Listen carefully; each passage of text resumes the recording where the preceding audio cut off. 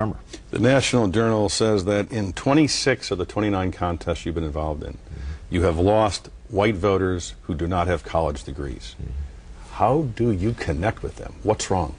Well,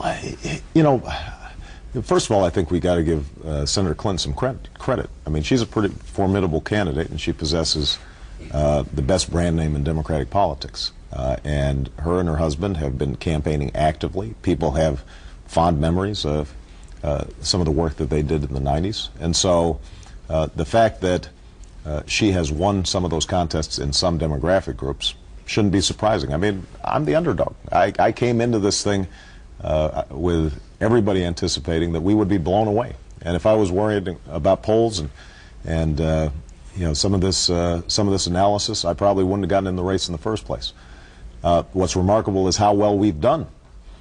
Now, what I do believe is that it is important for the American people to understand my story and how it connects to theirs. I think it's important for people to understand not only that I was raised by a single mom and my grandparents, and the values of hard work and decency and honesty that they passed on to me, that those are values that are rooted in the heartland of America and small-town America. My wife, Michelle, you mentioned earlier, when I think about her father, who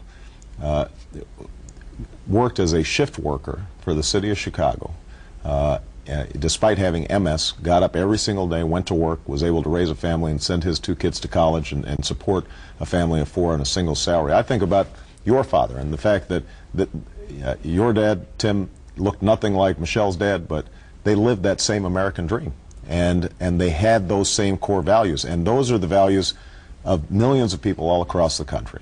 And my job in this campaign is to communicate the fact that not only are those values at the core of what this country is about, not only are those values what make me patriotic, but those are the values that have to be fought for because that American dream is slipping away. Those same individuals who are like Michelle's dad, who are like my grandparents, who are like your dad, they can't make it now doing the same things that they used to do. No matter how hard they work, they're falling behind. No matter how hard they work, they're at risk of losing their home or losing their pension. That's what this campaign's about, and that's what we've been fighting for, and that's why ultimately I'm confident not only are we going to win this nomination, but I also believe that we're going to win this general election, because that is what the American people understand. Unless we are able to create the kinds of opportunities for ordinary Americans that have been slipping away over the last 7 years, with wages and incomes actually going down even during an economic expansion, then we're not going to pass on the kind of America to our children that we want to. One issue that has really defined the 2 campaigns here in Indiana is this debate over gasoline, right, price of it, and whether there should be a tax holiday from the federal taxes. This is Hillary Clinton's ad talking about you. Let's watch. Now gas prices are skyrocketing and she's ready to act again. Hillary's plan? Use the windfall profits of the oil companies to pay to suspend the gas tax this summer. Barack Obama says no, again. People are hurting. It's time for a president who's ready to take action now. Why are you against giving taxpayers in Indiana, North Carolina, a relief from the federal gasoline tax this summer? You're right, Tim. This defines, I think, the difference between myself and Senator Clinton. This gas tax, which was first proposed by John McCain and then quickly adopted by Senator Clinton, is a classic Washington gimmick. It is a political response to a serious problem that we have neglected for decades. Here's the upshot. You're looking at suspending a gas tax for 3 months. The average driver would save 30 cents per day for a grand total of $28. That's assuming that the oil companies don't step in and raise prices by the same amount that the tax has been reduced. And by the way, I have some experience on this, because in Illinois we tried this when I was in the state legislature, and that's exactly what happened. The oil companies, the retailers, were the ones who ended up benefiting. You voted for it. I did, exactly. And when gas is only $2 a gallon? And that's my point. I voted for it, and then 6 months later we took a look, and consumers had not benefited at all. But we had lost revenue. So you learned from a wrong vote? I learned from a mistake. And in addition, what happens is that this would come out of the Federal Highway Fund that we use to rebuild our roads and our bridges. And if we don't have that fund, then we're looking at thousands of jobs being lost in Indiana and in North Carolina. Now, Senator Clinton says that she's going to use the windfall profits tax to fill it. First of all, she's already said that she's going to use the windfall profits tax for something else, as I have, and that is to invest in clean energy and other important measures. So that money she's already spending twice. More importantly, nobody thinks that George Bush is actually going to spend or is actually going to sign a law for windfall profits taxes, so that's not going to happen this summer. So what this is a strategy to get through the next election. And Senator Clinton's own staff told the Washington Post, we don't think this is really going to go anywhere. We don't think it's going to work, but we think it's a good issue to use in a campaign. And that's what Washington does. We don't deal with the serious issues that are in front of us. We try to figure out what's going to poll well and what can we do to get through the next election. And what I've said is, look, people do need serious relief. They are getting hammered. I meet people who can't go on job searches because they can't fill up their gas tank. And so what I've said is, let's accelerate the second half of a tax stimulus proposal that I had put forward that would put immediately hundreds of dollars into people's pockets to get through the summer.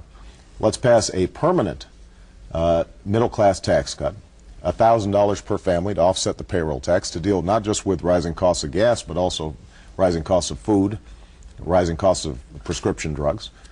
And most importantly, let's invest in alternative fuels, raising fuel efficiency standards on cars, and let's get serious about reducing consumption of oil, which is the only way that over the long term we're going to reduce gas prices. And you know, I have to say that if Senator Clinton or John McCain had stood up in previous years for increases in fuel efficiency standards, in getting serious about an energy policy that is freeing ourselves from dependence on foreign oil, then we would not be in the same situation in the first place. And I don't want 20 years from now to have a bunch of politicians proposing a suspension of the gas tax holiday when gas is $8 or $10 a gallon because we failed to act now. Now's the time for us to act, and I think the people of Indiana and North Carolina understand that. It's a pander?